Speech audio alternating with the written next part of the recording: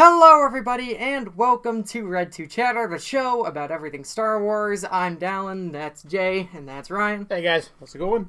And today we have actually quite a bit to talk about, but I think they're smaller subjects, not really in-depth topics. Yeah. Just some shorter topics, but we'll just get right into it. A new featurette came out. I don't know if you guys watched it. I watched it. For The Last Jedi. Sort of very focused on Rian Johnson, it seemed like sort of his directing, the way he does stuff. Yeah. And I thought it was really cool. Like, you could just hear the excitement in his voice. Oh yeah, About just directing Star Wars, just directing Star Wars movie. it's always cool because as a director you get to like finally let people see your hard work, you know? Right. And he's just excited to see people, to see his, seeing his work on a Star Wars film, which is huge. Yeah. You know? Right. But I mean, it was fun to watch him in the beginning of the featurette. He's talking about the Millennium Falcon. He's like, you walk up, and it's like, that's how they get you. It's like, he gets to be like, not only direct it, but like be in it, Mm-hmm. Because they have all those set designs with the full-size Millennium Falcon and and all these sets just make it so real. Do you think it was a cool featurette. Plus, it had some other scenes from the movie. Do you think Rian Johnson will pull Peter Jackson or J.J. Abrams, where he puts something of himself in the movie? Like, for example, Peter Jackson in the first Lord of the Rings movie, he's that guy that walks by and eats a carrot and then walks off screen. And then J.J. Abrams was the guy singing in Maz Kanata's castle. I think, that thing. Yeah, I think Rian Johnson is in the movie at some point. Just like in the background, or, I believe so. I believe I heard that somewhere. As a passing image. I would totally do it if I was directing. Oh, a yeah. Star Wars movie. Oh, yeah, like, you're watching it, like, years later. There I am. That's me. Oh, I wonder if Daniel Craig does that in Force Awakens. Yeah, that's me. That's me. But it was just a cool feature. If you haven't checked it out, definitely go to our Facebook page, find that link. It's cool. Yeah. All right, so we have some box office estimates already for, what they're predicting Last Jedi to do opening weekend. Their prediction is $215 million right now. Of course, Force Awakens made $247 million opening weekend, so that's on par with A New Hope versus Empire Strikes Back. I mean, it was the same. I'm pretty sure it was the same way around. Now, usually the first movie in a franchise does more than the second one. Yeah. I mean, but this one's like highly anticipated. This, and I have a feeling more people will watch this one because, when Force Awakens first came out, people were still very, very skeptical about the whole idea. Like the Disney aspect. Yeah, of it, and Rey and new characters and everything, and BB-8 and everything like that. They were very skeptical about it, and I think that's why not too many people went to go see it, like in the first 3 days. A lot of people. Oh, yeah. It made $247 million, but which is the highest box office total in the United States of all time. Yes, it beat out Avatar. Yep. So, and I think it's gonna be lower, but I think maybe the overall total is gonna be higher. Might be a little tiny bit higher. I think. Well, that'll depend on the quality of the movie. That does. If it's amazing, I agree. I think it'll have long legs, and it'll be able to stretch out across all of January and into February maybe, and be able to get to that 2 billion mark with Force Awakens and maybe surpass it. And even it also depends on what comes out too. I mean, if some really good stuff comes out in January, then not too much usually not too much comes out in January, but you never know. I mean, right, and it does competition definitely is a factor. But I predict opening weekend it's not going to hit the 247 that Force Awakens hit. I think it'll hit more around the 238 region. Yeah, I'm thinking between 2 to 225, somewhere in there. So basically the 215 that everybody's predicting. Right. But that's a smashing success. You hit over $200 million, and in your first opening weekend. Yeah, you're good. Yeah. So, if you guys have any predictions out there, leave them in the comments below. Do you think this movie's going to make $1 billion? It'll make $1 billion. Will it hit the $2 billion mark? Right. I think it will. Think so? I mean, only It's three only- movies so far in history have done it, right? Only if it's good. If Well, it's that was really The Force Awakens, Avatar, and Titanic. Titanic. Those 3 movies are the only $2 billion Movies in the U.S. club movies. Yeah. Yeah, in the world, is that worldwide? That's worldwide Worldwide. box office. Yeah, that's Still worldwide $2 box billion. office. That's ridiculous. Right? Yeah, when you really You're think about definitely that making number, your money back. that number alone is like just And ridiculous. that just makes me So laugh when I many hear zeros. some people out there that don't know anything about Star Wars. Apparently, oh, is this a dying franchise? Yeah, it's dying. Yeah. Oh yeah, definitely. It's dying. You So see it? stupid. Don't you see all the just huge zeros, goose eggs? They're dying. They just don't see the 2. Yeah, they're supposed to see that too, way at the beginning of all those zeros. Just makes me laugh when I hear people. Oh, is this a dying franchise? Right, so up next we have... Right, this is ridiculous. Up next we have a little prediction about... Could we be getting a third or final trailer? It's technically the second trailer. Right. For the Last Jedi? I think if you get something, it's going to be like one of those ones where it's like an international one, and it's basically the same one that you just got. It's like the Chinese one in And add, of like- Force Awakens. Yeah, and then add like 2 or 3 small, 10-second Yeah, scenes. that was basically the Chinese trailer. I mean, because for Force most Awakens. movies, the typical rollout is a teaser, a trailer, and then a final trailer. So we have the teaser and we have the trailer.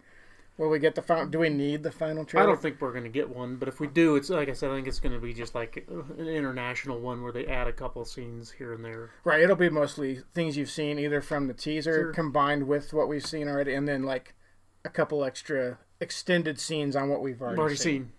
Is what I predict if we do get one. Oh, I totally agree with that. All right. So moving on to some Rebels news, we have Dave Filoni teases a hidden villain for the show Rebels. And it's just a tease, and we all know Dave Filoni is very vague about everything. So there's no real Information in that article. But I mean, just the fact that he teases some sort of...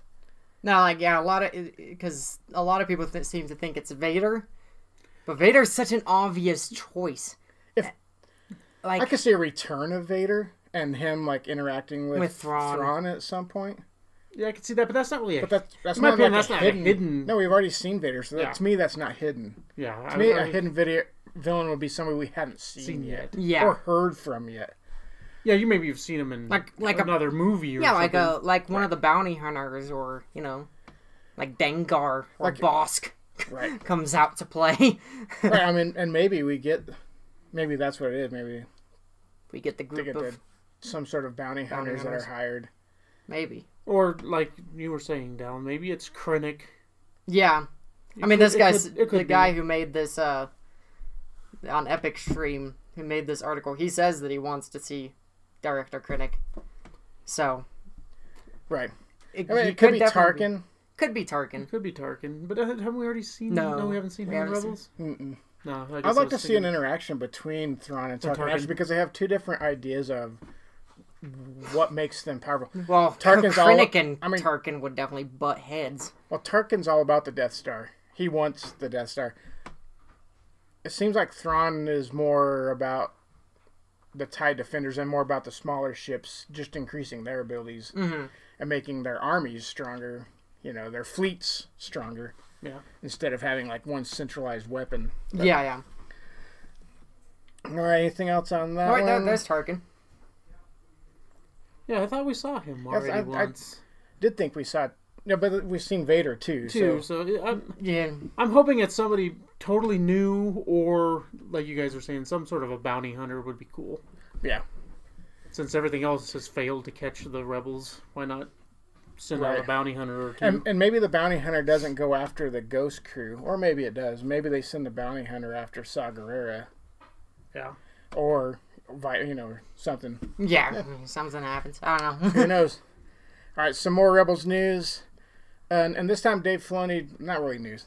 Dave Filoni just kind of talks about what makes Star Wars Rebels unique and different from the films, and basically in the article he kind of just says that it really is its own story.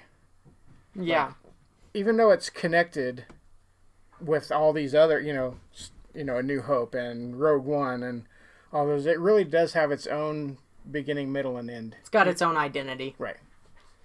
I mean, he says right here, with Luke, you see a kid who is under the impression of a galactic empire and loses his family, and what is going to drive him? Well, it has themes of something to do with overthrowing this empire and regaining a sense of family, and so in that way I think there are similarities between Luke and Ezra. Right. Which I kind of hope that Ezra makes it through, just so maybe we could see him on the big screen. Maybe that's wishful thinking, but seeing Ezra on the big screen would be really cool. I don't know who they would get to play him. But yeah, but like a grown-up Ezra. I mean, maybe if you had that, you would probably see it maybe in the Obi-Wan Kenobi movie. Yeah, I could see that happening. If he's still alive, especially since Obi-Wan knows of he's met him. And it depends on where it takes place. True. If it's before Obi-Wan meets Ezra, then there might not be that connection. No, yeah. If it's still Ewan McGregor era stuff. Oh yeah. Yeah. Not Alec Guinness. Yeah. Era stuff. Yeah. I guess we'll see. Who knows? I guess we'll see. I'm loving season 4 of Rebels. Oh yeah, me too. And we'll kind of get into our review of episodes 3 and 4. Yeah. Coming up. I've already seen 5 and 6, but these guys haven't seen 5 and 6. Because he cheated on YouTube. He cheated. We'll wait till next week. All right. So last topic in the news, we have Forces of Destiny released a new short, and this one features Sabine and Jyn Erso. And this one's really good. You wonder, making some of these characters meet each other, like Sabine and like Jyn Erso, when they meet, does that make the universe, the galaxy smaller? Because is it such coincidence that they'd be in the same place at the same time? Or is it too much coincidence? I like to think of it as coincidence, because I'm just gonna say I'm writing a Star Wars story right now, and my character never once meets up with any of the canon characters at all. So because I want to think of the galaxy as this huge, ginormous place where two people will never meet in their lives, Right, but see, I also have written I've started a fan fiction novel. And my character doesn't meet anybody from that we know from any of the movies or any of the other material out there, but he does interface some events that happen. So my character was just leaving Alderaan before it got blown up. And I would say events like that. There's some events that it's going to be known galaxy-wide. Right. I mean, like blowing up Alderaan. The planet of Akiva, right? My character lives on Akiva way before Aftermath even happens, and so she never meets anyone. So yeah, I like to think of the galaxy as this huge, ginormous place that, two essential characters will never meet up. Like, for example, Jyn Erso and Leia never met up, Right. So as far as we know, but yeah. Yeah. So I like to think of it as just coincidence that they happen to be, and also with characters with similar goals, they're bound to meet up at some point, or at least almost cross paths. Right, and that's almost what this episode's like. It's just like a crossing of paths. They don't really introduce themselves. There was I mean, it makes sense though, because you have Jyn Erso is working for the rebellion. Sabine's working for the rebellion. Leia's in the rebellion. I mean, it'd be kind of hard not for them to at least know of each other. You could definitely say... So running into each other is not a huge deal. There is definitely a very good possibility. Now, it never happened, but there was a good possibility that Luke and Ezra might have met each other in that Tatooine scene if Ezra would have, ran towards the homestead instead of, going to the other way. So young Luke and young Ezra could have met each other right there. So, it's just, I guess, fate. Right. Right. Destiny. Destiny. Right. And that's really what all, Star Wars is about.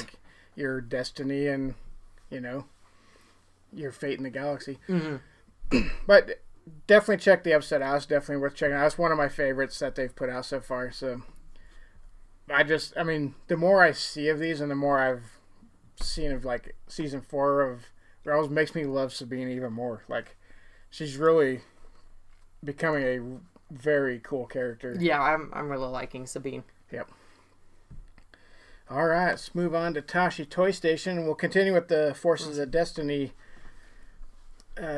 theme here, and got some new characters revealed. Look who you finally get. Ahsoka is coming.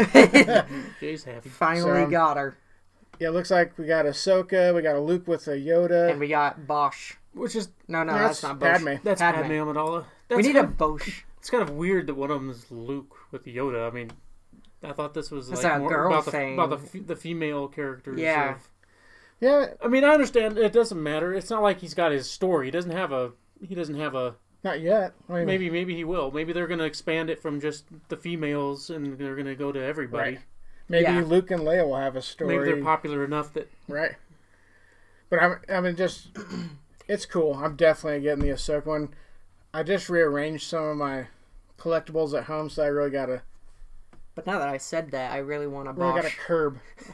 I got to curb what I buy because I just don't have the room. So I got to narrow it down to certain characters, and Ahsoka is definitely one of those ones I will be continuing to get. Like I said, now that I said that, I want a Bosch.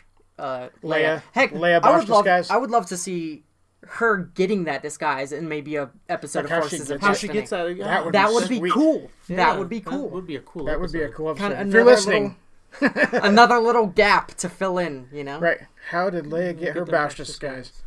And the thermal detonator. Yes. That would be a cool Maybe it one. came with the disguise. Maybe. But I'll definitely get all 3 of those. Yeah. Yeah, they all look good. And moving on, we have Porgs. This time... What time is it? It's Porg time? It's pork time. So we get Porgs, and I don't know how they're going to do this if they just put Porgs in the 6-inch Black Series pack, because they're going to be this big. Tiny. So they might get 2 of them. Yeah. I mean, it looks like you get 2 of them. One. I would, if it was me, I'd be putting them in with a Chewbacca character, maybe. Yeah. Or the caretakers. The caretakers is a great idea because we don't have anything right now where you can buy a caretaker. That would be pretty cool. Caretakers with a couple Porgs would be sweet. Even with an R2 would be all right with the... Yeah, because you see them all climbing all over him. Right. In that you could put them in with poster. a Luke or with... Ray. Yep. But to have them alone in a 2-pack... it says they're only... Cheap. It says it's going to retail at $5.99, so that is cheaper than the regular. $6. So yeah, I'm guessing you're just going to get a couple Porgs in a little small package. Yeah. And that's okay. I know somebody that'll be buying them. Yeah, I'll give my Porg fix. I saw a plushy Porg in Target, and I was like, oh, I didn't have my wallet with me, so I was like, oh, dang it. That's cool. It's good to know that we got figures coming out in the spring. Yes. Because that means these won't be the only ones coming. Yes. So we're going to get more figures. Hopefully it's not just Black Series figures. Hopefully we get the standard 3 3/4 figures. Yeah, because I'm so far behind on the Black Series, I couldn't catch up if I tried. No. I should have started buying when they first came out, but I didn't. Because they're so expensive. Well, at least that was my perception, because I could get the 3 3/4 inch for half the price. Right. Yeah. And I'm like, oh man, do I want to spend the extra money for the same figure, just for more articulation that I probably never take out of the box and ever mess with the articulation? No. All right. Anyway, it's those collector problems, first world collector problems. So we got another novel coming out. Yep. From an author by the name of Ken Liu, and it is called The Legends of Luke Skywalker. That's a pretty good picture. I'll put that picture up there. Is this going to be the canon? synopsis? Yes. Okay. Yes, but there is a but here, because this is stories that other people have told over and over about Luke Skywalker. Canon legends. So it's canon myth, legends. Mythology? A little bit of mythology, a little bit of legends. Okay. They're stories that other people have started and then they've been passed down.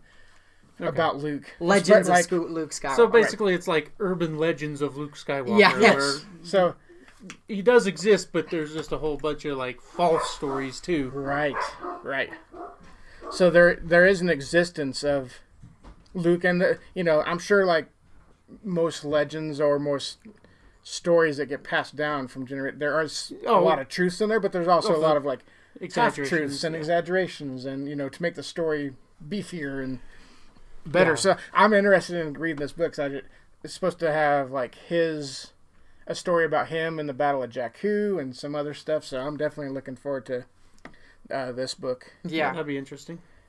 Because it's like combining legends with canon. Yeah, Like, it's you cool. get the ability to do that, and it's a great idea to sort of reach out there and find things that weren't necessarily happen. They don't have to be canon, Like, but cool stories. it's kind of interesting because these could be the stories that Rey was told about Luke. Yes. True. Yeah. Like, because she thought he was a myth. Yeah. Yeah. Right. So these could be the stories that were passed down to her. Right. That could be really interesting. Yep. So I'm definitely looking forward to this. Oh, book. yeah. That's going to be good. All right. Moving on to Gaming with Gamorreans. We have a couple topics here. First one is the length of the campaign mode in Battlefront 2 Yep. and how long they predict it to be. So it says 5 to 7, maybe 8 hours. Knowing me, I'm going to be, like, looking at everything, because that's the first what I time do. through, yeah, you probably won't. I mean, there are some people who finish in 4 hours. Oh, yeah, speedrunners. Right. But, like, I'll probably be, like, just, like, looking at everything. I'm sure there'll probably be parts of the game where you're not, like, shooting everything. You're just kind of walking around with your gun down and, like, just, like, exploring the environment. At least I hope there's a part like that in this game. I hope it's not just constant shoot, shoot, shoot, shoot, shoot. I hope there's actually some dynamics going on. But no, 8 hours is okay for a first-person shooter. It's like the standard length of a first-person shooter. Yeah, I'm fine with it. Yeah, it sounds pretty typical of, like I said, first-person shooter campaign-type story games. Yeah, I think... For me, it would take me way more than 8 hours. So. I think the only one that... I mean, yeah, that's about how long the Halo games were.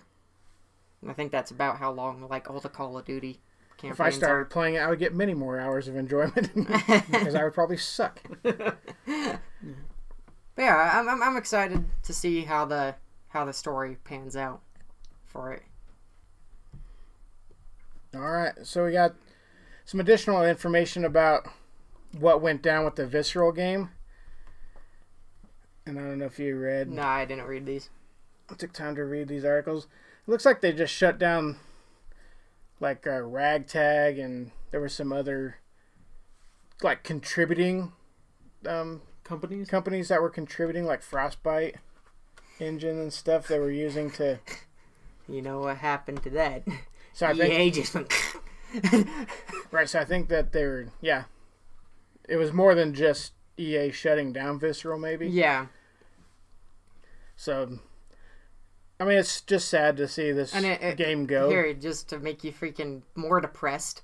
Visceral kept many of Jamaica's ideas, but shift the tone so it would work within the Star Wars universe. Instead of pirates, you'd play as a smuggler, like Han Solo. It was going to be some hybrid between a linear action shooter, where you're on the ground, it's Tomb Raider-like, but then in space, it's going to be like Black Flag.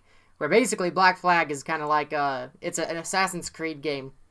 And you have your ship, right? And you can, like, you shoot at the other ship, but you can also board them. And, like, latch onto them and attack them. Like that. That would have been so cool. Right, yeah. I mean, I hope that EA can still do something with the game idea. And hopefully, Or just Disney take it somewhere else. Right. And have somebody else do it. Yeah, I just hope that EA doesn't do what they want to do with it. In that they want to, like, the word has been going around the streets of the internet that what they want to do with it is turn it into a Destiny-like game, and I don't want it to be like that. I want it to be a single-player game. I don't want it to be an MMO or or always online game, you know? Yeah. Well, moment of silence for Visceral. Yeah. All right, moving on. We'll avenge you. Our last topic in Gaming with the Gamorreans is Knights of the Old Republic has been released for Xbox One. So any of you Xbox One owners out there, you can... I think it's all just downloadable. Yeah, this is like, you go on to the Xbox One marketplace and you just download it. And you can just get it right there. It almost makes me want... Because I did like to play Knights of the Old Republic. I didn't play it to the end or anything, but I did like to just mess around with it. You got pretty far, and then I tried to continue where you left off, and I couldn't get past it. No, I got the Rancor freaking planet was the worst right, thing. Because him and I used to like tag team and like play it together. And we got to a point where we couldn't get past it. Right. And the save point was right there, and it's like, there's nothing I can do. I can't go back further. Right. That's when I started saving games more often and like saving a whole bunch of them. So if I have to, I can go further back. I've never completed the first game. I've only completed Knights of the Republic 2. That's the one that I completed. Because that game, to be honest, was a lot easier and a lot shorter. Might have to hit up the local pawn shops and see if I can find an Xbox One. Yeah, same here. Craigslist, here we come. Yeah, Facebook Marketplace, here. Right? Yeah. All right, so that does it for the regular part of the show. Yeah. Oh, we'll go into extra chatter because we just want to talk a little bit about Rebels Season 4 episodes 3 and 4. What'd you guys think of those ones? Are we giving spoilers? Are we giving spoilers or no? It's just giving overall. Okay, overall. Yep. Actually, we could do an overall, then go into spoilers, and I'll put the time that you want to skip to, like down there, right there. So. Okay. Overall, the season 4 is just getting better and better. Like this latest 2 episodes, 3 and 4. That's like this series. It's gonna be sad to see it go when they finally wrap it up. Yeah. But I enjoy both of them. I love the Saw Gerrera stuff. I like the dichotomy between him and Mon Mothma. The difference. Yes. In attitude and leadership. Yeah. It just makes a great dynamic for the show, and you get a little bit more background for Rogue One. Why Saw was the way he was there. Yeah. And why Mon Mothma continues to be the way she is. So I just loved it. I've said, I've seen 5 and 6. Those are great too. But what did you think of 3 and 4? I'm a huge Saw fan, so this was definitely a big thumbs up for me.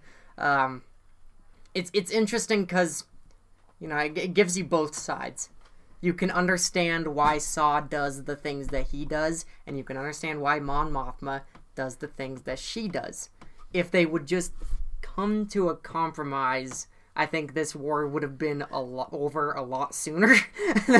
If they would have just used both of their tactics, because, Mon Mothma's a bit too pacifist, but, Saw Gerrera's a bit too aggressive. You just need a nice center. And that's where Jyn Erso was. She was that nice center, and that's how she was so successful in getting the Death Star plans. How that whole group was so successful. So... Yeah, because they did what it took, but they didn't go they didn't overstep that bounds. Right, they didn't go overboard in getting done what they needed to get done. They got in, right. They got out, and that was, and well, they didn't get out. But right. Spoiler. but that was really interesting to see. I love the environment that they get put on. Very interesting. And also the comedy. I don't know what it is about Rebels comedy, but it always makes me laugh. Like they have a really good sense of humor on that show. Yeah, and it works for the show. Yeah, it does. Overall, I really liked both of the episodes. All right, spoiler section. Spoilers. Skip to here if you don't want to see anymore. 3, 2, 1. Are you gone? Okay. So, Saw, of course, backstabs Ezra. Of course. He knew it was coming. Well, but, it's just doesn't matter who he hurts. Who he hurts, as long as he hurts the Empire. Yeah, right. And he finds the Kyber crystal that they were going to use for the Death for Star. the Death Star. I'm pretty sure that's gonna be what it was. And I'm sure that's probably why they had to go back onto Jeddah. And they're like, we lost one. Let's not lose the second one, please. I bet Krennic was mad. Krennic must have been so freaking mad to have all of his just work. It's like, now I have to go back down to Jeddah to find another one. They were collecting multiple. Maybe that was like the largest one they had ever gotten. Who knows? But I mean, they were collecting multiple ones because you see them pull them out of those cases. Yeah. On Rogue One. Mm-hmm. But yeah, like the backstabbing, I could see that. I could see it coming. And, you know, Ezra had to make a choice because he could have gone with Saw at that point. But Ezra still is like, let's save the prisoners. That's the most important thing. Yeah. Let's save the people, not defeat the Empire. Which I thought... Which he's getting close, though, to going the other way. Oh, yeah. He so almost, is Sabine, actually. Yeah, both of them were almost wanting to go with the Saw Gerrera approach of, these guys not that important. These people engineers that have been kidnapped and forced into labor. Let's just kill everybody and move on. Jay, now I wanted to ask you this because Ryan and I weren't sure, but is the Wookiees being slaves to build the Death Star, is that still canon? No. No, that's Legends. That was a legend. Okay, I wasn't sure. I thought that was canon still, that the Wookiees were the ones that built it up. That was Legends. Actually, it turned into, that was before the prequels came out. That was it. That whole story. I think actually the Geonosians became the Wookiees. Wookiee slave, and then they got all wiped out.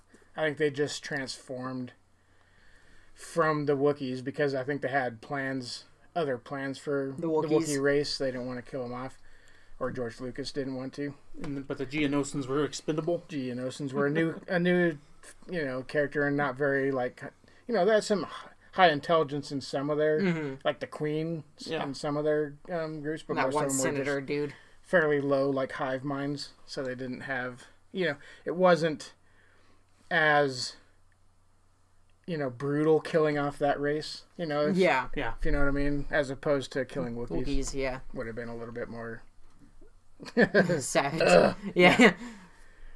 So I think it's no longer canon. But you got to see something like one of my favorite characters from Rogue One, and that's Two Tubes. Yes, he was really good. So awesome. And I like that they used a U-wing, so you got that connection to Rogue One as well. Yep. So that's the T-shirt I got on. Yeah, it was cool to see the way they connected. You got those connections to Rogue One. Yeah.